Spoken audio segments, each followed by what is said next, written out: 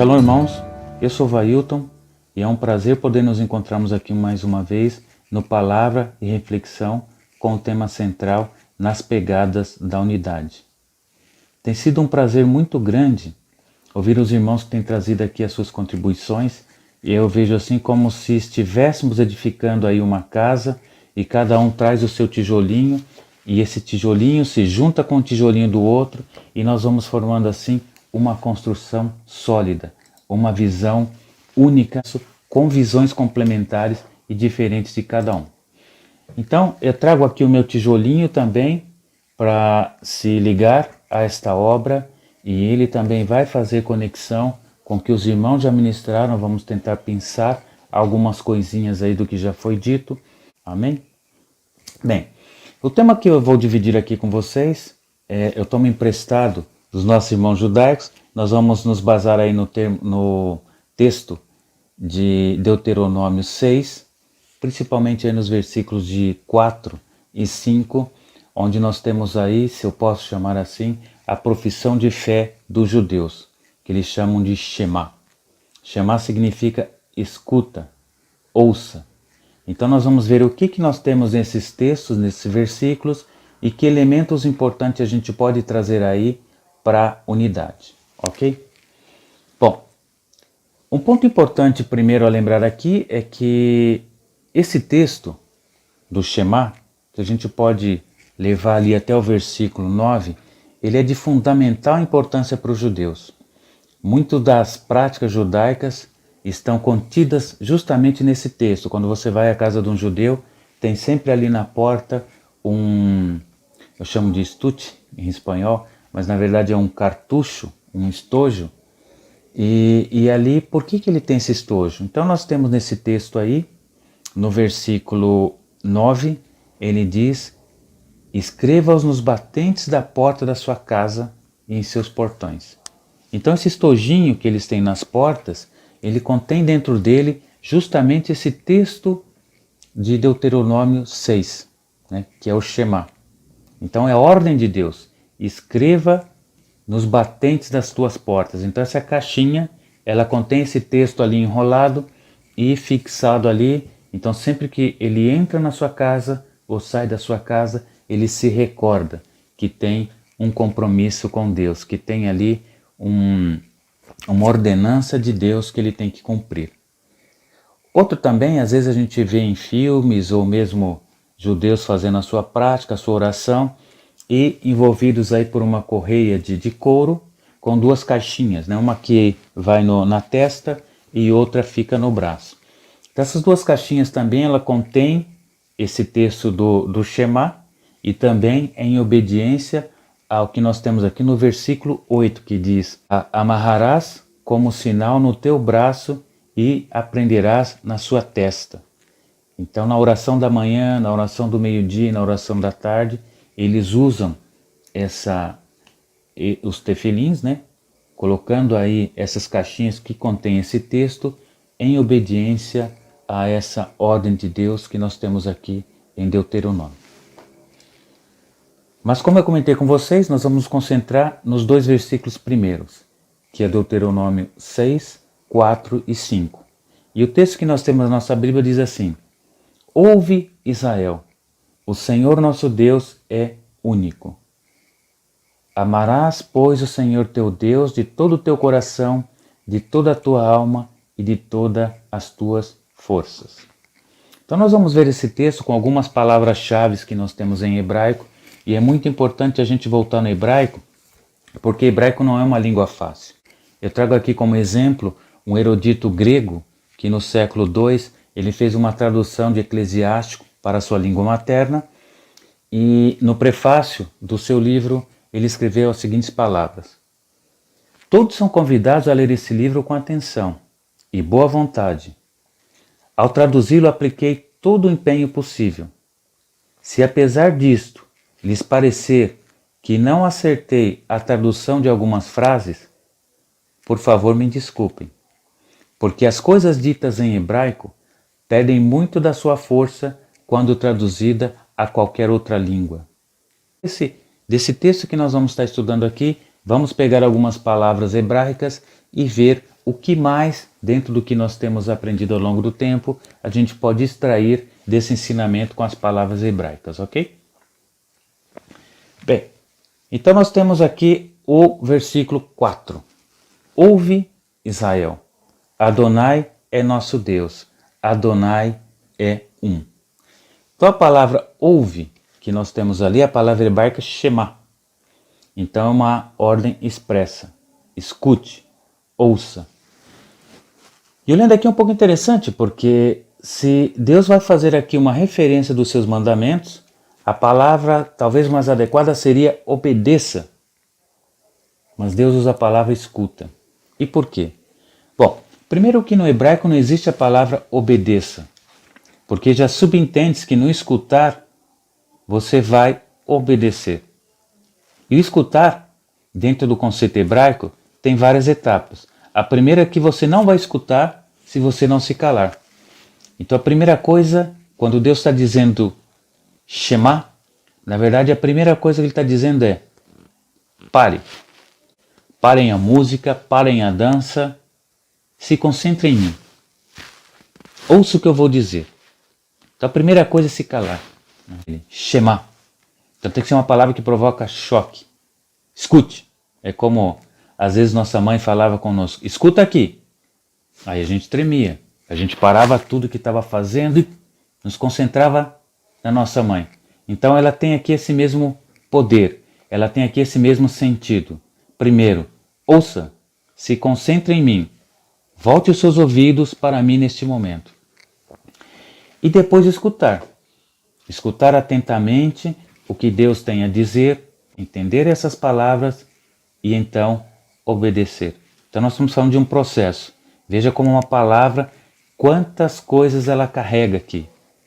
Então, Shema é um processo onde eu tenho que me calar, eu tenho que ouvir, eu tenho que guardar esta palavra em meu coração e eu tenho que obedecer, eu tenho que executar, eu tenho que vivificar esta palavra nos meus atos.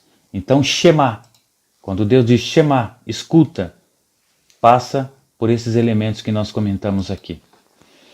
E ele segue dizendo, Israel, Adonai é nosso Deus, Adonai é um.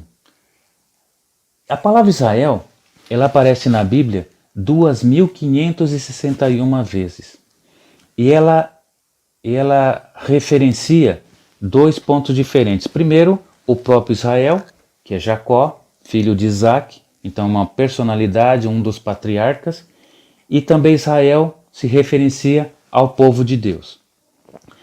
Bem, e quando se referencia ao povo de Deus, geralmente, e quase a totalidade das vezes na Bíblia, ela aparece sempre precedida por um complemento que expressa uma palavra em coletivo.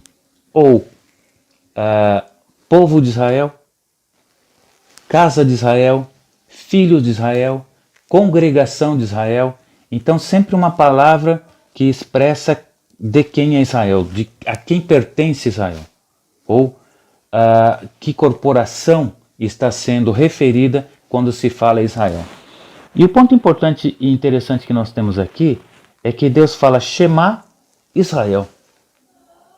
Em outros trechos ele fala Benei Israel, os filhos de Israel, mas aqui ele usa só Israel. Ele não está considerando o aspecto coletivo e olha para Israel como um povo, como uma unidade. Então, o primeiro ponto que nós temos aqui é que Deus chama a unidade. Shema Israel. Israel único. Não o povo, não a casa, não a congregação, mas Deus olhando Israel como um povo.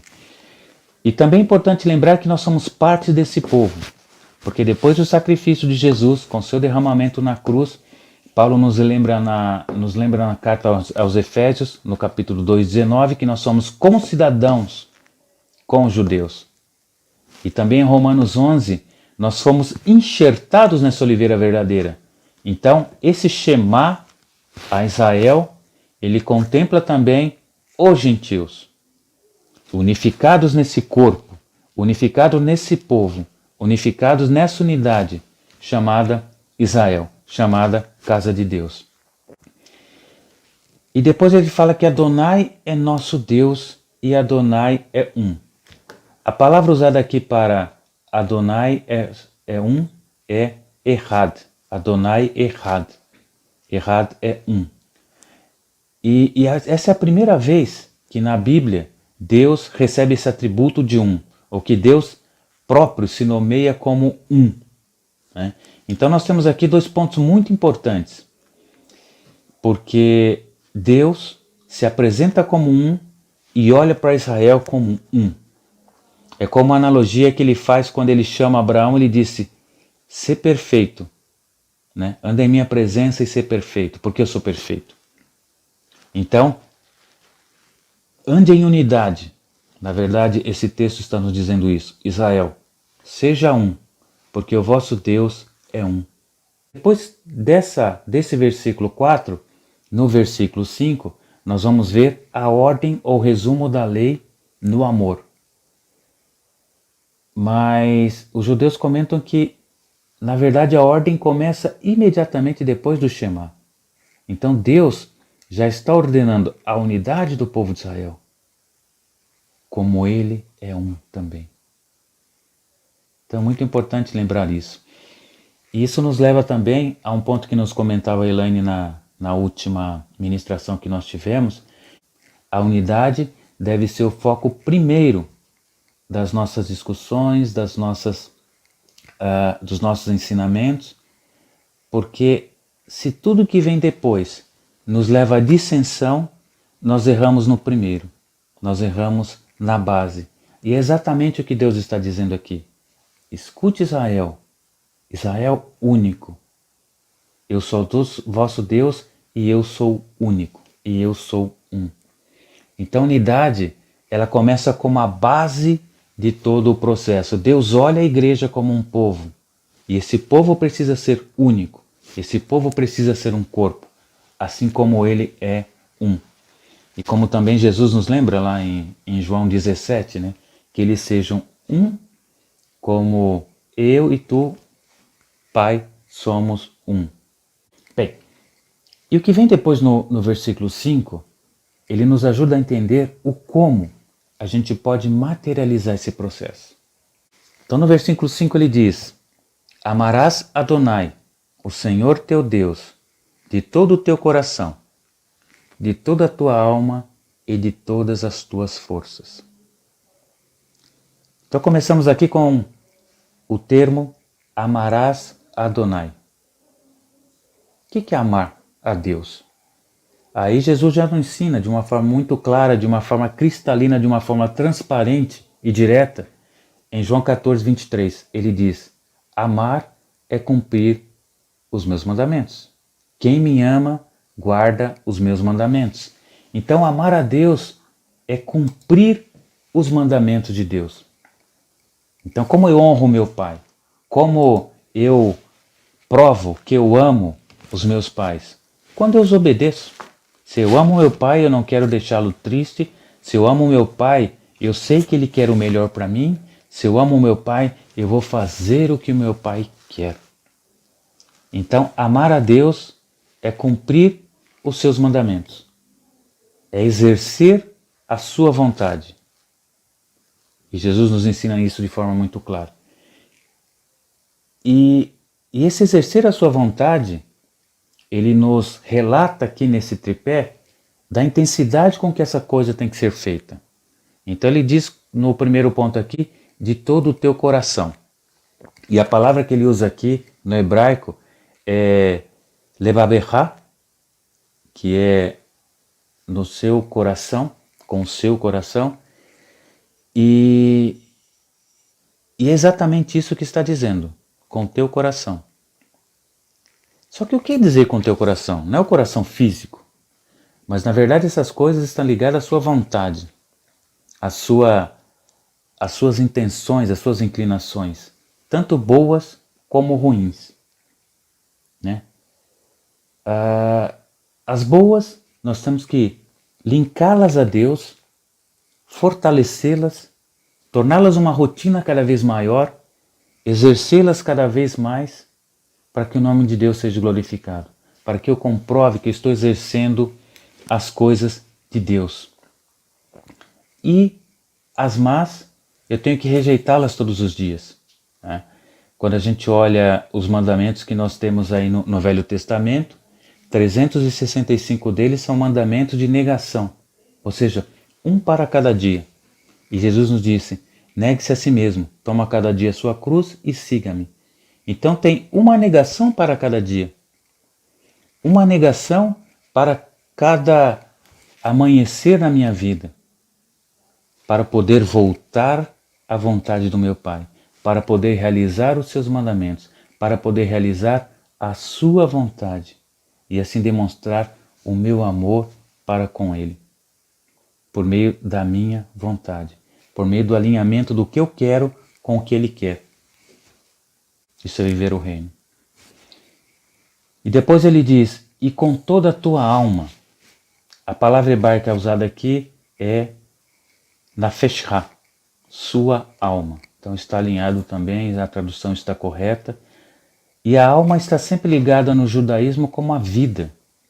Quer dizer, levando ao extremo da vida, levando ao extremo do sacrifício. Quando Deus pede a Abraão que sacrificasse a Isaac, seu único filho, ele está levando Abraão a esse exercício de vida, a esse exercício de amar até aquilo que mais te dói, a dor da alma de ter que sacrificar uma vida. Não é verdade? E esse sacrificar a nossa vida a realizar a sua vontade, ou seja, até que ponto eu estou disposto a seguir os mandamentos de Deus, eu estou disposto a ser luz, eu estou disposto a testemunhar a sua grandeza, o seu poder por meio da minha vida. A palavra que nos vem aqui é nefesh, ou seja, ao extremo da sua vida. Ainda que seja necessário sacrificar a minha vida para demonstrar o meu amor para com meu Pai, eu o farei. Então, até o extremo da sua vida. A última referência que ele nos traz é de todas as tuas forças. E aqui tem uma diferenciação pequena aí. A palavra trazida do hebraico para forças, representadas na nossa tradução, é meodechá. E meod, esse Ra no final significa teu, né? É prefixo aí de posse. Meod, ela foi uma palavra que ela não foi bem traduzida dentro da nossa língua. Meod, na verdade, dentro do contexto, quer dizer meios, posses, propriedades. Portanto, o que Deus está nos dizendo aqui é com tudo que você tem, com todas as posses que você tem, com toda a sua propriedade, a sua riqueza, você também tem que me servir. Ou seja, o que eu tenho, o que você tem, não nos pertence. Ou pelo menos deveria ser posto a serviço de Deus.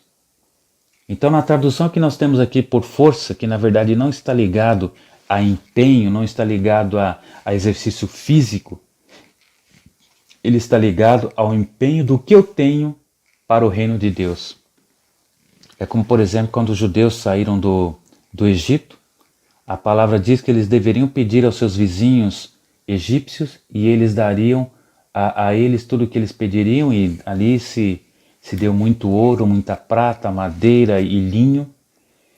E depois que Moisés desce do Sinai, 50 dias depois que eles saíram do Egito, Deus ordena a construção do tabernáculo com detalhes muito precisos, e todo o material que se usou para a construção do tabernáculo foi de doação do que eles trouxeram do Egito, dessas doações.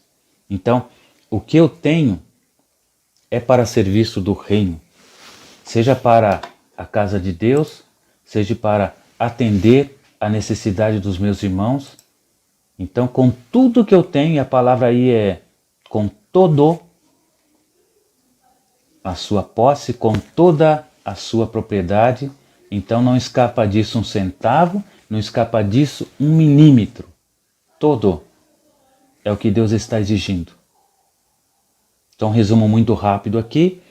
Eu tenho que servir a Deus com todas as minhas inclinações, as boas sendo fortalecidas, as más sendo subjugadas à sua vontade, ao extremo que possa chegar a minha vida e com tudo o que tenho, com todas as propriedades, com todos os benefícios que Deus tem permitido alcançar na minha vida.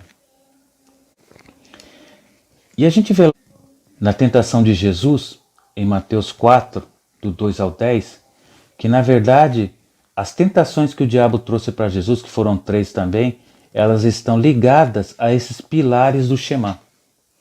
Então a primeira tentação é: se tu és o Filho de Deus, faça com que essas pedras se tornem pães. Ou seja, torne a tua vontade beneficiária a ti mesmo e transforme pão e transforme pedra em pão. Então a primeira tentativa aí é distorcer a questão da vontade.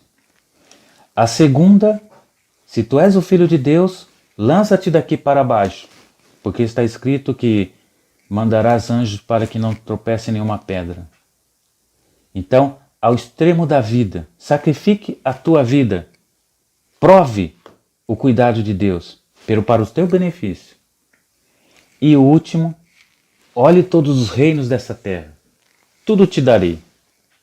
Ou seja, pertencerá a ti. Te farei rico, te farei dono de muitas posses, se prostrares e me adorares.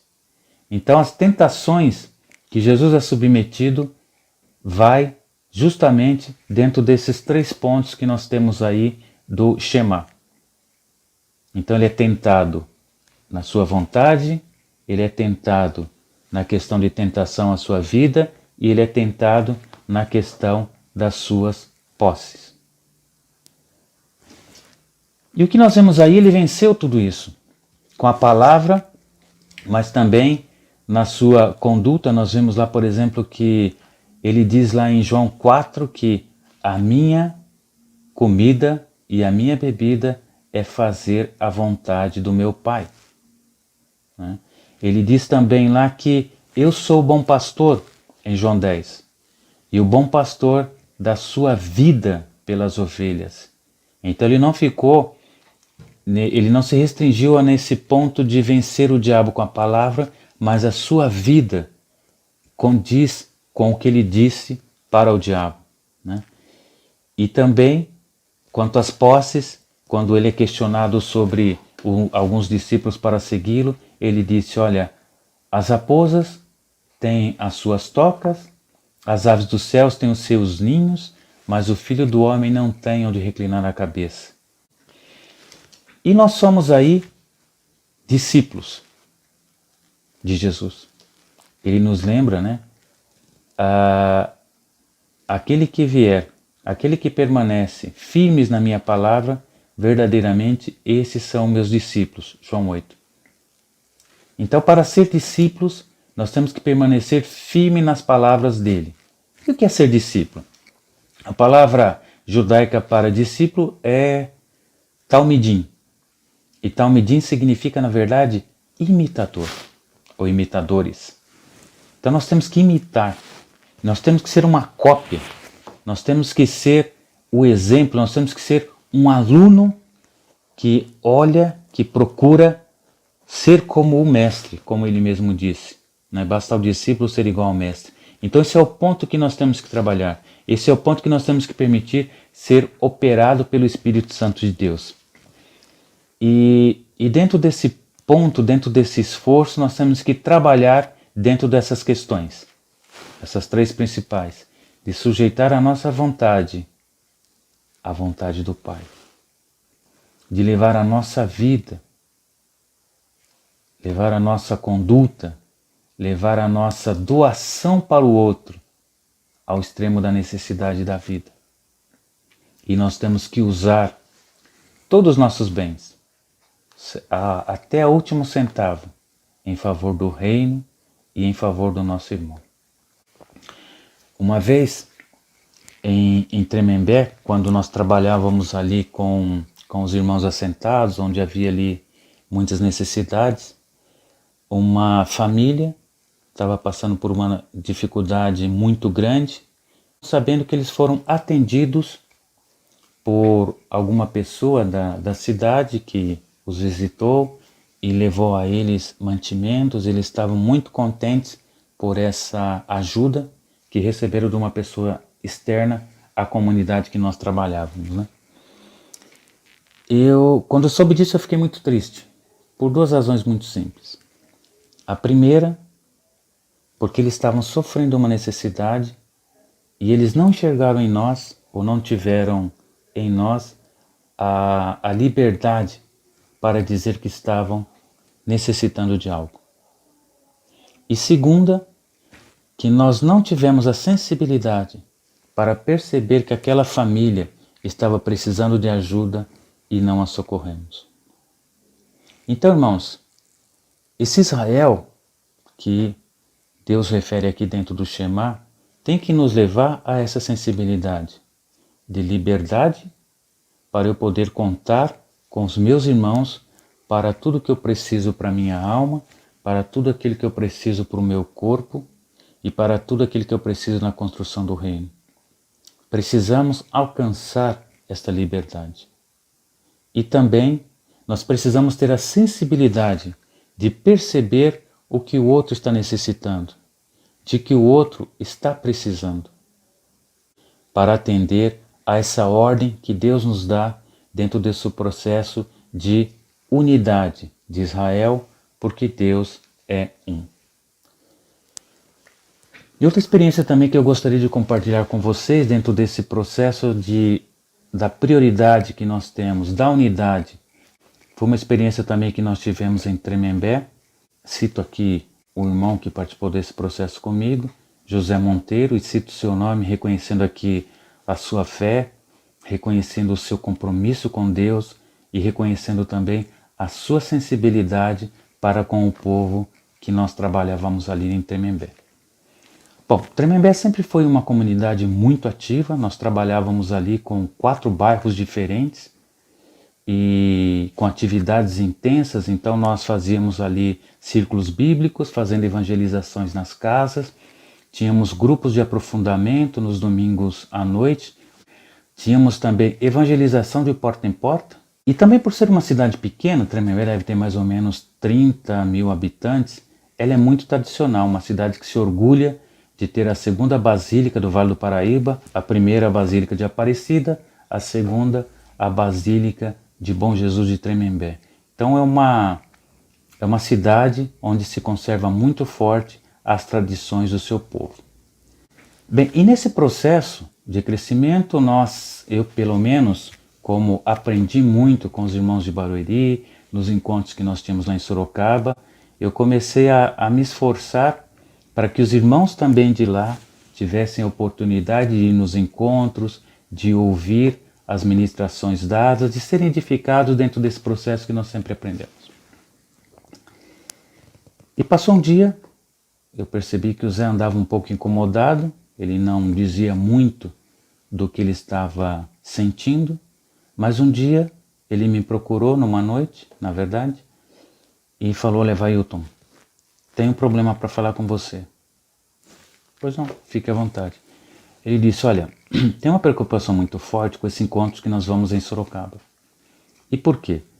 Porque a gente percebe que os irmãos de lá são amáveis, que os irmãos são muito bons, as palavras são muito boas, só que eu tenho a preocupação que isso vai nos distanciar, vai levar o nosso povo a uma separação às nossas tradições católicas. E eu não quero isso. Eu quero que todo o nosso trabalho siga junto com o que nós temos aqui dentro da igreja, e eu acho que isso aí pode atrapalhar mais na frente. Doeu. Para mim foi muito ruim naquele momento escutar aquilo, principalmente dele, que na verdade todo o trabalho que nós fizemos lá começou com ele, foi ele quem Deus levantou primeiro, e nós chegamos como apoiadores dessa visão e desse processo que ele tinha. Então eu ouvi tudo aquilo e tinha que dar uma resposta. Eu poderia tentar convencê-lo de que Barueri tinha muito a nos ensinar, que esse encontro de Sorocaba nos edificaria muito e que nós precisaríamos disso. Eu poderia dizer, não vou atender o seu pedido, vou me esforçar para que os irmãos estejam também nos encontros.